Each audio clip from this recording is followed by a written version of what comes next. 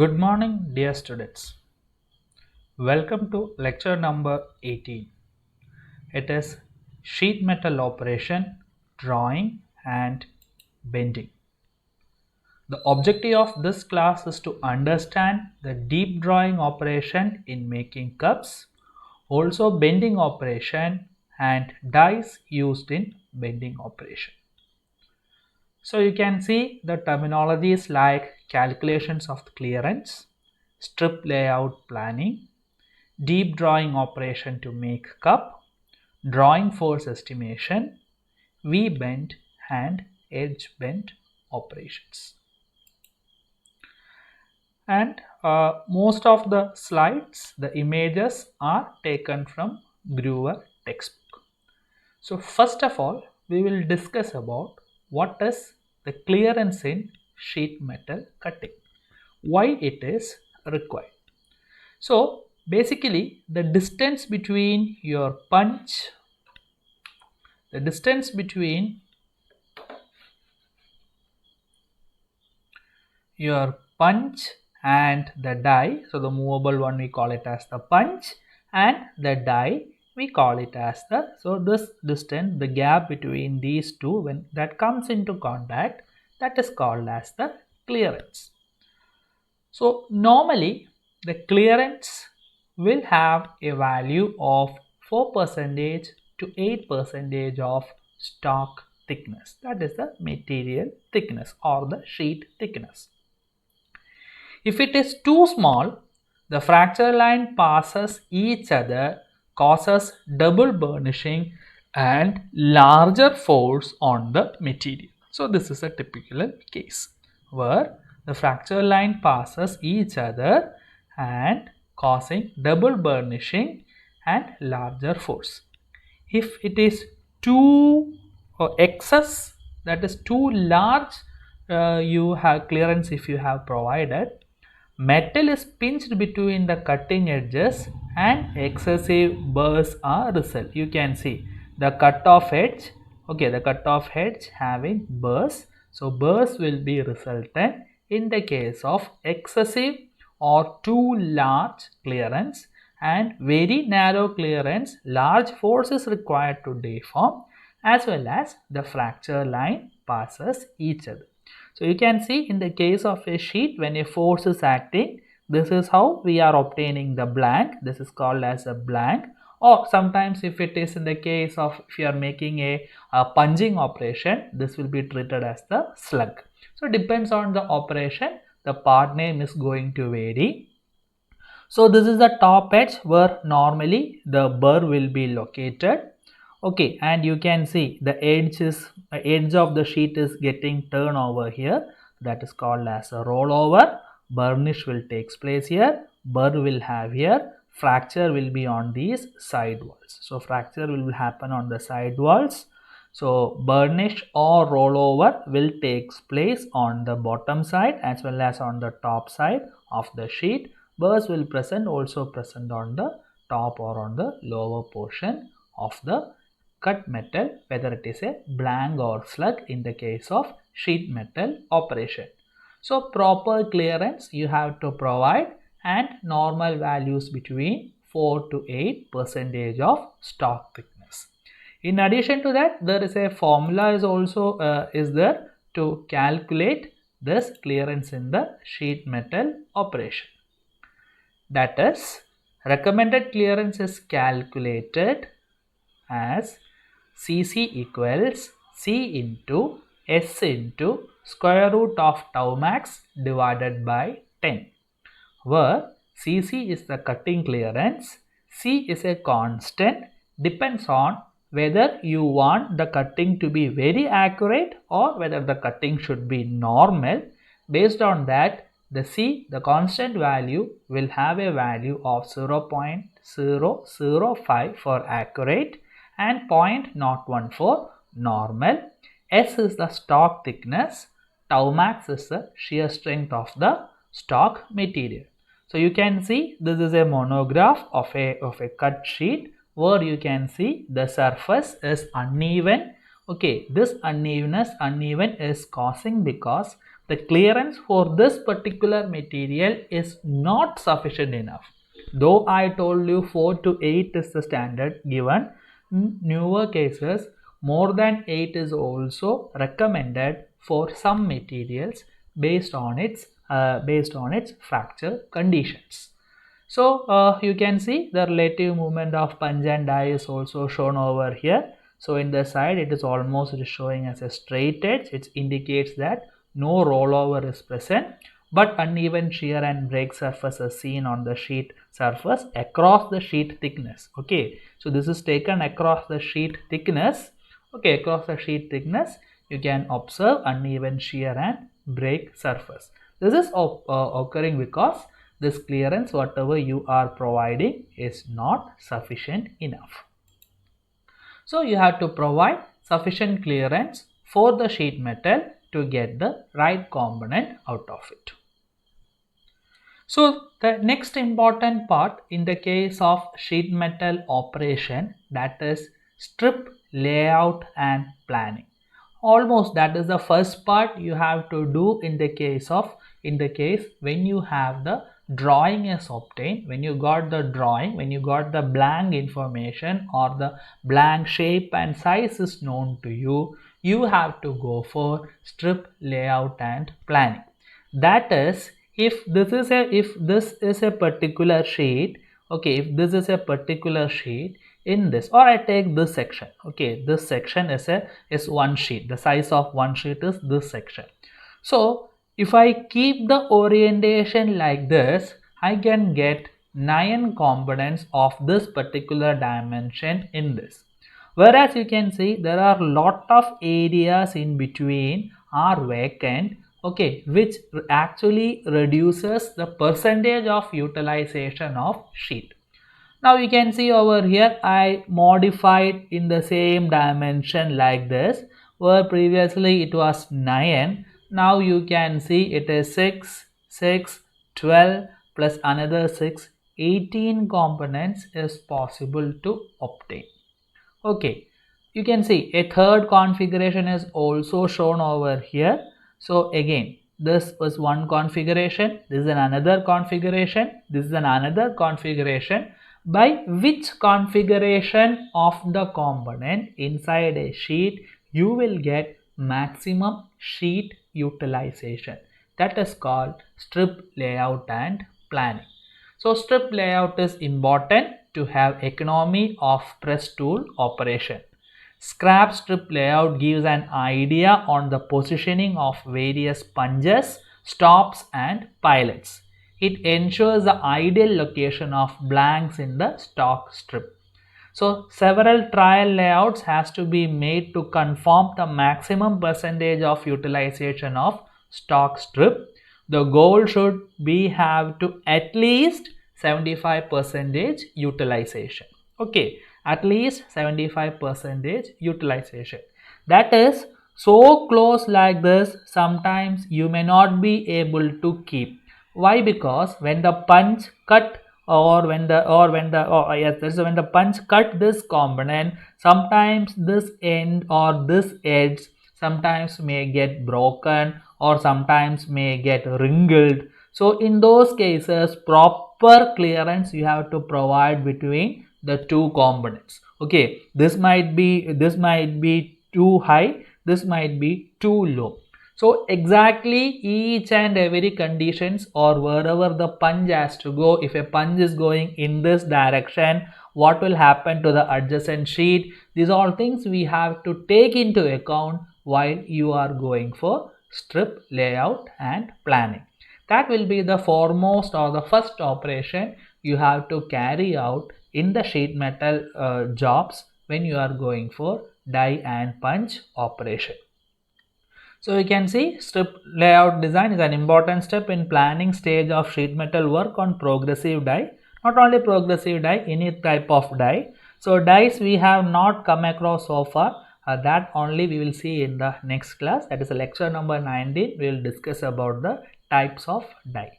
So based on this information, this is the first and foremost step you have to do in the case of sheet metal operation. So the next or the one of the important operation in which you can see the hollow circular shaped parts like cups or plates etc. are manufactured from a metallic sheet like this. Hope you know what the name for this metallic sheet. This is nothing but the blank.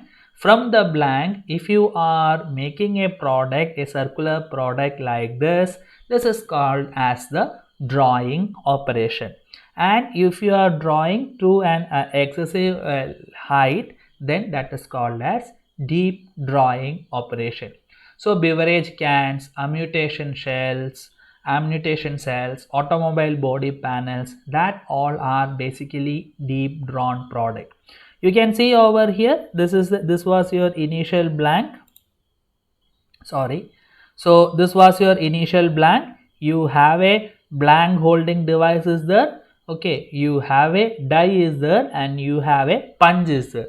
So punch is moving in between the die. So the blank, this particular blank will be converted into a pre-drawn product like this, and further it will be gone into a deep drawn product like this. Or you can see this is the blank. From the blank you can see stage by stage the increase. You can able to get any shape of the products either in form of cup or in the form of plate. You will be able to obtain that operation from the forming of making cup shaped, box shaped or other complex curved hollow shaped parts, that is called drawing or deep drawing operation. So you can see shapes other than cylinder cups are also drawn. You can see this is a square sink. Okay, so square sink, you can see this is a particular shape product. So based on your die condition, based on your die and punch condition, any shaped components you are able to draw from the blank with the help of suitable dies and punch, that is called drawing or deep drawing operation. So square or rectangular boxes as in sinks, stepped cups, cones. That is, sometimes you might have seen that the lift, not the lift, the air conditioned duct, they are also basically formed parts like this. Sometimes it will not be formed, they will roll the sheet like that and at the end they will provide the joint. That's the way also it can be fabricated. So stepped cups, cones, cups with spherical rather than flat bases, irregular curved forms as in automobile body panels. So these all things are actually drawn. Each of this shape present its own unique technical problems in drawing. So any kind of shape based on your punch and die available, you are able to form. So that forming in the case of rectangle or in the case of cylindrical or any shapes like that, that is called as the drawing or deep drawing operation. So the initial step in the case of drawing operation is to determine the blank size.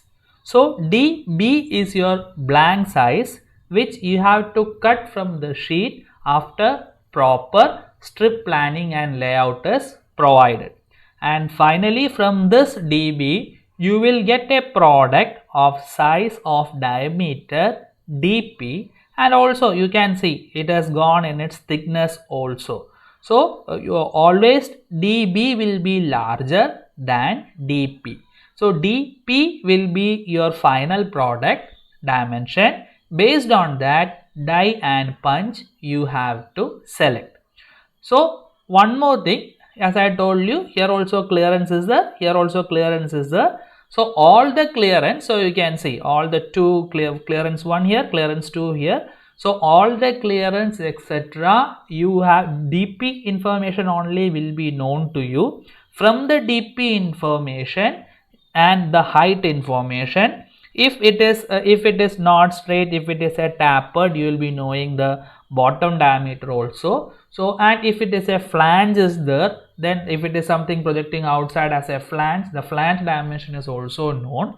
From all these dimensions, the initial step is to calculate the dB. dB is nothing but the blank diameter. So after the blank diameter you have obtained, you have to perform the blanking operation from the planned sheet layout. Okay, and that you have to hold in between your die and punch. Proper support and proper force has to be given to ensure the die in its position, and then the punch is moved in its path, okay, in its gap between the dies. As a result, it will be formed as a cup as is shown like this. So this is how this is what you have to this is what you have to do initially. Once the blank dimension is obtained, then you can go for the proper sheet or strip layouts. Okay, so now when this is completed, we will see some problems related to it. Yeah, so we can see over here, so blank size calculation for simple geometry. So you want to make a cup of diameter d and a height of h. Okay, so it is, you can see over here, it is this is the way the calculations are being done. So you will have pi by 4 d square plus the surface area, that is a pi dh. Okay, and that is expanded, and finally you will get an equation as square root of d square plus 4 into d into h. So once you know the d and h, you can substitute in this equation, you can calculate the value of blank size. For example, you can see the diameter of the cup which I want to make is 75 mm to a height of 100 mm where no flange is there. Then the blank size is square root of d square plus 4dh. Already it is, equations have been already formed. So you can see the size is, the d square is 75, d is also 75 here, and h is 100. So you can substitute it, you can get the value as 188.4 mm as the blank size. Okay, this may not be final blank size. Why? Because clearance has clearance value you have to accommodate it here, so that is might not be accommodated here, so that again extra you have to calculate and add it to get the final blank size. For example, I want to get a shape like this this is of a width of 25, height of 35, again a width of 25, again a height of 35, and again a flange of 25, and thickness of the sheet is 2 mm. So blank length, okay, blank length equals total section dimension minus 2 into number of bend into thick. Okay, minus 2 into number of bend into thick. These all are equations which has been already derived, so we don't need to again we don't need to derive from the basics. So the dimension is 25, so 25, 35, so 25 plus 35, another 25, it is shown here, another 35, it is shown here, another 25, it is shown here, minus thickness minus 2 into number of bend 1. Okay, one bend is there, so this is bend number 1, bend number 2, bend number 3, bend number 4. So 2 into 4 into thickness of sheet is 2 mm. You will get a blank length of 129 mm. So likewise you can able to calculate, based on the various shapes and geometries. The equations are already given to you. Okay, so how the shape is going to vary, accordingly you can calculate the blank diameter any of these shapes by using these sets of equations. Okay, so the in addition to this equation, mostly normally you need to provide the clearance also. So clearance has to be provided on both the sides. So sides of the punch and die are separated by a clearance. So clearance equals 1.1 into thickness. So C equals 1.1 into T. that is clearance C is about 10% greater than the stock thickness. So that is what is provided as the clearance. Okay. So this clearance you have to provide. Clearance you don't need to provide it on the sheet. Clearance you have to provide it between your die and punch. Okay. So the clearance what I have initially told you earlier is that when you want to make the blanking operation, the clearance you have to take into account. Okay. So so that is how, so that is when I am cutting it like this, the die and punch, its dimension has to be taken into account to get the clearance to be added, sometimes to be added to the blank size. Okay. So this is how normally the sheet will be drawn. Okay, either it will be drawn, or if the dimensions are larger, that is if you are making a shape like cup etc., we call it as deep drawing operation. So as in the case of deep drawing operations, you can see to that the material is, the workpiece is subjected to radial tension force Fr and tangential compression force Ft. That is on the periphery it will have the radial force, and towards the flange side you will have the tangential force. So material is compressed in tangential direction and stretched in radial direction. So that is what is basically happening in the case of deep drawing operation. The material is compressed in tangential direction and stretched in radial direction. That is how the cup is being drawn from the sheet metal operations. Now the next important calculation is cutting force. So cutting force normally is used for determining the press size. Okay, so the press normally will be expressed in terms of tonnage. So it is a mechanical press is of 10 tons, or hydraulic press is of 100 tons. That's the way the tonnage of press is already expressed. So what tonnage of press is required to perform this particular task? If you want to know, you have to calculate the cutting force. So it is a simple equation, F is S into T into L, STL. F equals STL, where S is the shear strength of the metal, T is the stock thickness, and L is the length of cut edge. So length of the cut edge, it will be varying with respect to the shape. The length of cut edge will be varying. I will show you in the next slide what is the equation which you have to use. So here nothing but force equals stress into area. So the area is, we are taking in the terms of the thickness into length, that is the area where the cutting is taking place, and the stress is nothing but the shear strength of the material. So the deformation is taking place in such a way that it is exceeding your material shear strength. So shear strength multiplied by cross sectional area, area is nothing but length of cut of edge into stock thickness. So this L value will be varying. So this L value will be varying. For a rectangular shape, L equals 2 into A plus B. So you will have A in A dimension and B dimension. So 2A or 2B. So 2 into A plus B. So that is for the case of rectangle.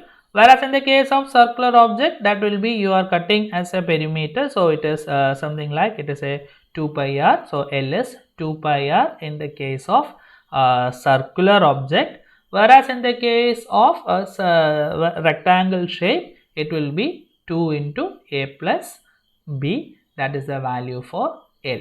So once you know those dimensions, you can able to calculate the F. Based on that F value, you can able to say that what is the tonnage of the press which is required for this particular operation.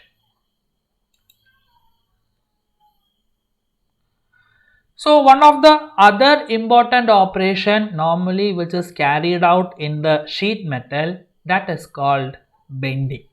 Okay, again from a strip layout or from the cutted blank or a sheet metal size, you have to bend it.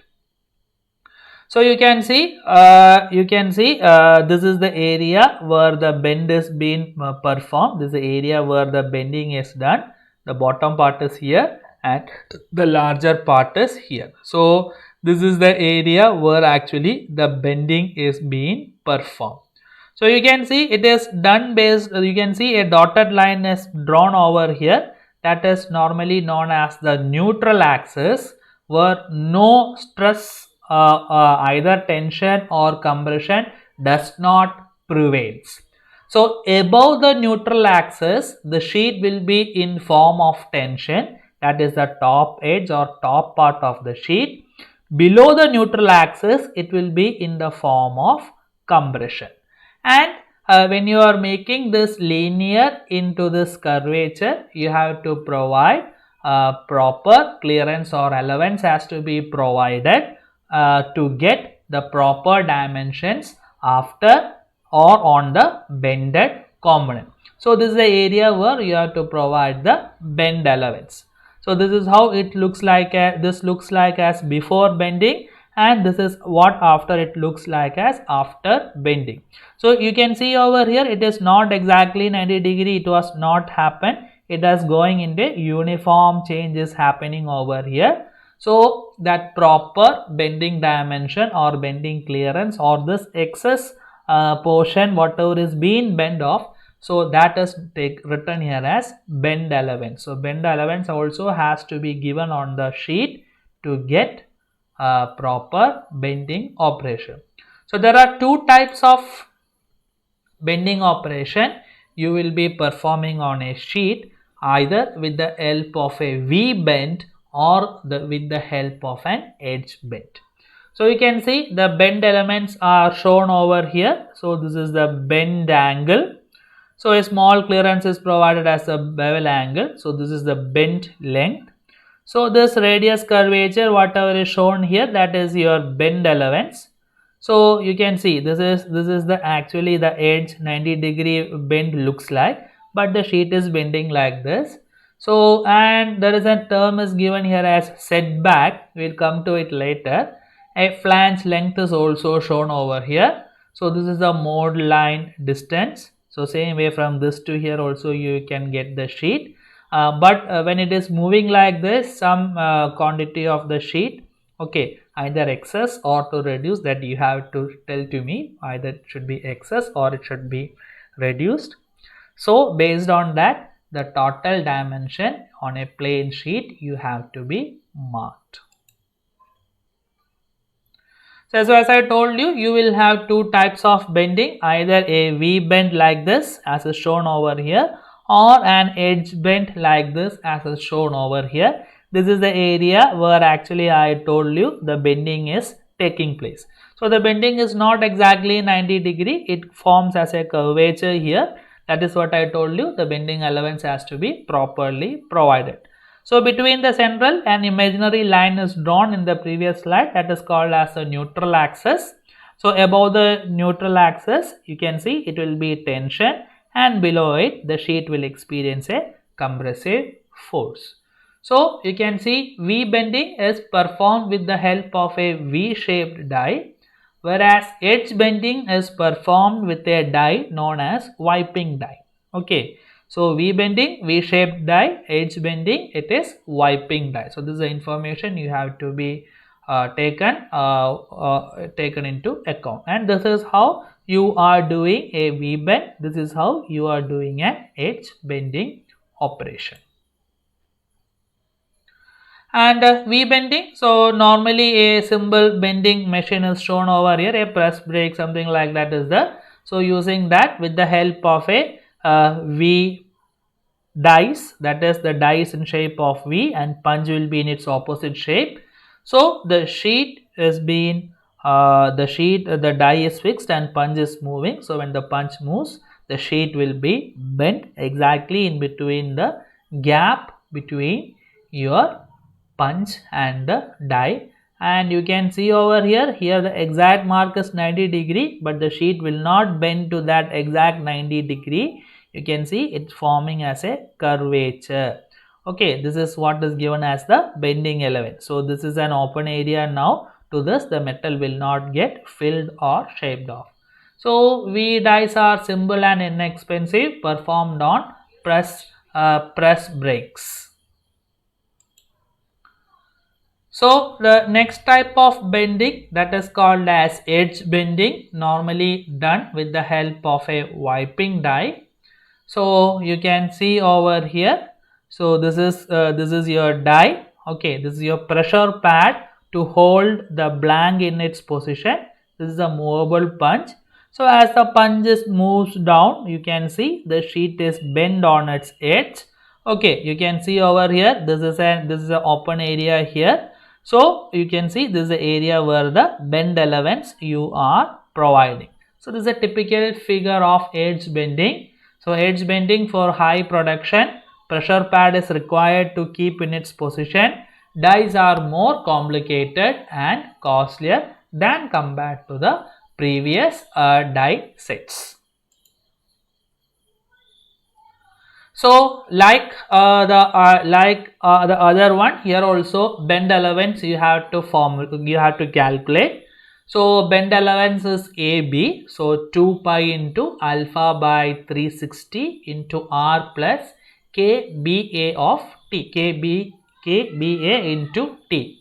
So where AB is nothing but your bend allowance, alpha is the bend angle, R is the bend radius, T is your stock thickness, and KBA is a constant. Okay, KBA is a constant which has two values, either 0.33 or 0.5, based on the condition if R, that is the radius of bend, is less than 2 into T, KBA is 0.33, and if it is greater than or equal to 2T, KBA value is 0.5.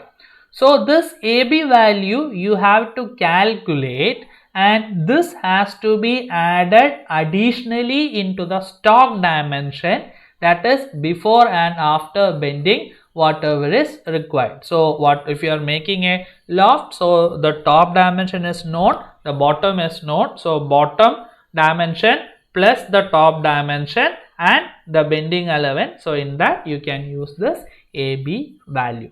And maximum bending force also you can estimate. So almost similar terminology. So F is K into BF, T into S WT square by D, where F is the bending force, TS is the tensile strength of the sheet metal, W is the width of the part in the direction of bend axis, T is the stock thickness, and V value, it is so for V bending, KBF value is 1.33 is a constant, and edge bending the value is 0.33.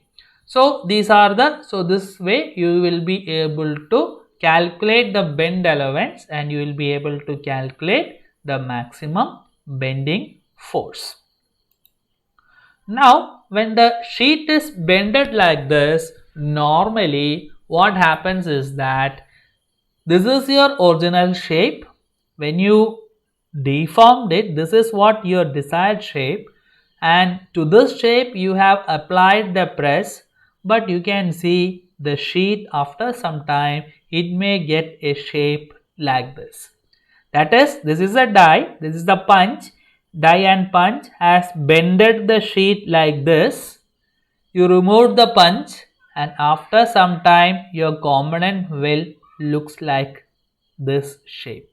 This is called the spring back effect, especially in the case of bending operation.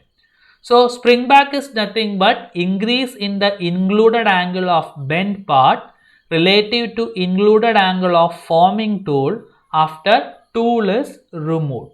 So what happens is that when you deformed it, it is not completely plastically deformed. There is still some amount of energy is stored in the material. Okay, and as and when you are removing it, as and when it comes into the room temperature, that stress whatever is stored is being released, and material will try to regain its original position, but not possible. It will deform from your designed shape to an offset angle like this, that is the sheet is offsetted into a dimension like this. This is called as the spring back effect. So the spring back also you have to take into account when you want to make the bendings like this. So what normally we'll do is that if it is spring backs to a value like this, an angle like this, so more amount of degrees you have to reduce, so that finally you will get the decreased bend like this. Okay, so spring back in bending is seen as a decrease in the bend angle and an increase in the bend radius. So what you have to do is that to compensate it, you have to reduce the angle so that your final product will get an angle like this. So the spring back is an important effect or aspect in the sheet metal formation that you have to take into account. So with that, I will wind up the lecture number 18. Thank you. We'll discuss or we'll clear your doubts in the tomorrow's class.